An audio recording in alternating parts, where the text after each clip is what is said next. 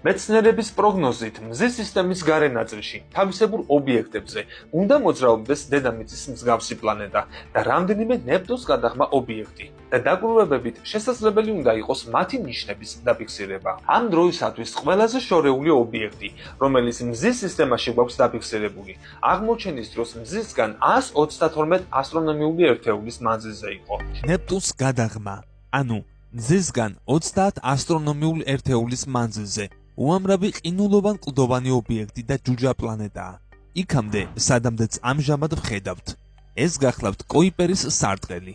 მასში არსებულ ობიექტებს კი ნეპტუნს გადაღმა ობიექტებს TNOs უწოდებენ. ბოლო წლებში უფრო მგრძნობიარე ტელესკოპებით გაცილებით მეტი ნეპტუნს გადაღმა ობიექტი აღმოაჩინეს, რომელთა საფუძველზეც მეცნიერებმა რაღაც მახასიათებლები შენიშნეს. 2016 წელს კალიფორნიის ტექნოლოგიური ინსტიტუტის ასტრონომებმა მაიკ ბრაუნმა და კონსტანტინ ბატინგინმა წამოაყენეს ჰიპოთეზა, რომ ამის მიზეზი მეცხრე პლანეტა უნდა იყოს. მათი აზრით, ეს პლანეტა დედამიწაზე დაახლოებით 6.3-ჯერ მასიური უნდა იყოს და მზისგან 460 ასტრონომიულ ერთეულზე დიდი მანძილით უნდა იყოს დაშორებული. დაადგინეს ჰიპოთეტური პლანეტის ისეთი მახასიათებლები, რომლებმაც შეიძლება ახსნას კოიპერის სარტყლის რამდენიმე უცნაურობა. ალბათ შემდეგი დაკვირვებები განსაზღვრავს, არიან თუ არა ისინი მართლები.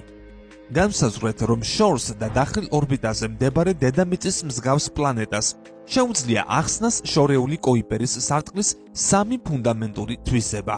ნეპტუნს გადაღმა ობიექტთა გამოკვეთილი პოპულაცია ნეპტუნის გრავიტაციული გავლენის მიღმა ორბიტებზე, ძლიერი დახრილობის ობიექტთა დიდი პოპულაცია და თავისებური ორბიტის მქონე ექსტრემალურ ობიექტთა არსებობა. წერენ კვლევრები, დედამიწის მსგავს ამ პლანეტას 1/9 ან 3 დედამიწის მასა უნდა ჰქონდეს.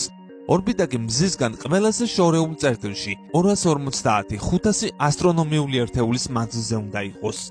ორბიტის დახრილობა მზის სისტემის ორბიტული სიბრტყის მიმართ 30 გრადუსი უნდა იყოს.